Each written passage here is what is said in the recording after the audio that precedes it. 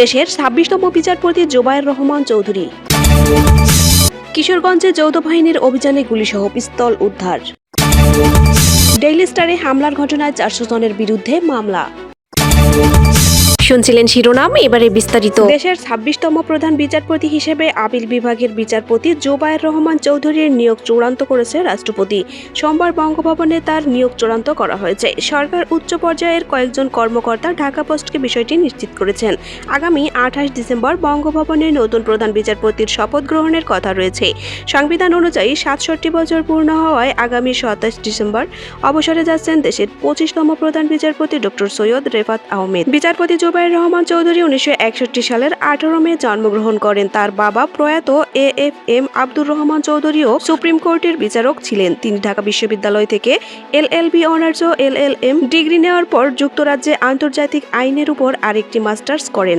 জোবায়ের রহমান চৌধুরী ১৯৮৫ সালে জর্জ কোর্টে ও ১৯৮৭ সালের সুপ্রিম কোর্টের হাইকোর্ট বিভাগে আইনজীবী হিসেবে তালিকাভুক্ত হন। ২০০৩ সালের ২৭ আগস্ট জোবায়ের রহমান চৌধুরী অতিরিক্ত বিচারক হিসেবে হাইকোর্ট বিভাগে নিয়োগ পান।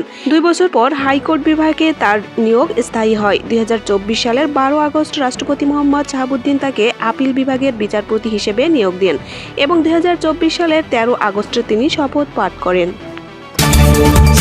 এদিকে কিশোরগঞ্জ শহরের একটি শিক্ষা প্রতিষ্ঠানের পাশ থেকে পরিত্যক্ত অবস্থায় ২ রাউন্ড গুলিসহ একটি পিস্তল উদ্ধার করেছে যৌথ বাহিনী। রোববার সন্ধ্যা ৭টার দিকে শহরের পুরান থানা এলাকায় আজিমুদ্দিন উচ্চ বিদ্যালয় ও দোবাবাড়ি সংলগ্ন রেল লাইনের পাশের একটি মেহগনি গাছের নিচ থেকে এসব অস্ত্র ও গুলি উদ্ধার করা হয়।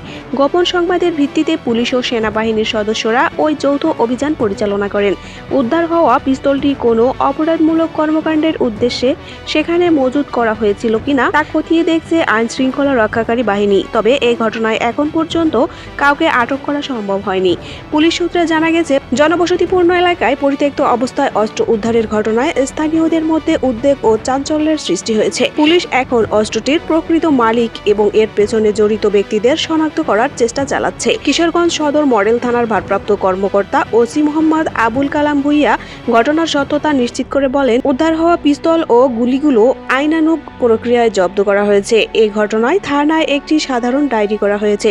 ওসি আরও জানান, কিশোরগঞ্জ শহরের সার্বিক আইন শৃঙ্খলা পরিস্থিতি স্বাভাবিক ও নিরাপদে রাখতে পুলিশ ও সেনাবাহিনীর এমন যৌথ অভিযান অব্যাহত থাকবে।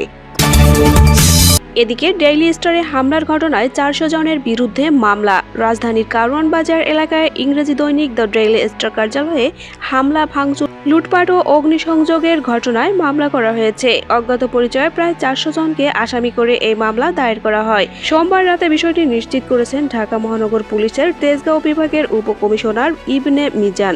তিনি বলেন, সোমবার ডেইলি স্টারের অপারেশন শাখার প্রধান মিজানুর রহমান তেজগাঁও থানায় অজ্ঞাত পরিচয়ে ৩৫০ থেকে ৪০০ জনের বিরুদ্ধে একটি মামলা দায়ের করেছেন।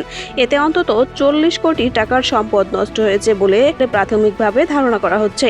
মামলায় বাদী উল্লেখ করে গত ১৯ ডিসেম্বর রাত ১২টা ১৫ মিনিটে প্রায় ৩৫০ থেকে ৪০০ জন অজ্ঞাত পরিচয় ব্যক্তি দেশীয় অস্ত্র, লাঠিসোঁটা ও দাহ্য পদার্থ সহ মিছিল নিয়ে ডেইলি স্টার কার্যালয়ের সামনে সমবেত হয়। তারা পত্রিকাটির বিরুদ্ধে উত্তেজনাকর স্লোগান দিতে থাকে এবং জনরোষ সৃষ্টি ও দাঙ্গা বাঁধানোর চেষ্টা চালায়। অভিযোগে আরও বলা হয়, ঘটনার আগে কয়েকজন অনলাইন অ্যাক্টিভিস্ট সামাজিক যোগাযোগ মাধ্যমে উস্কানিমূলক পোস্ট দিয়ে হামলার নির্দেশনা দেয়।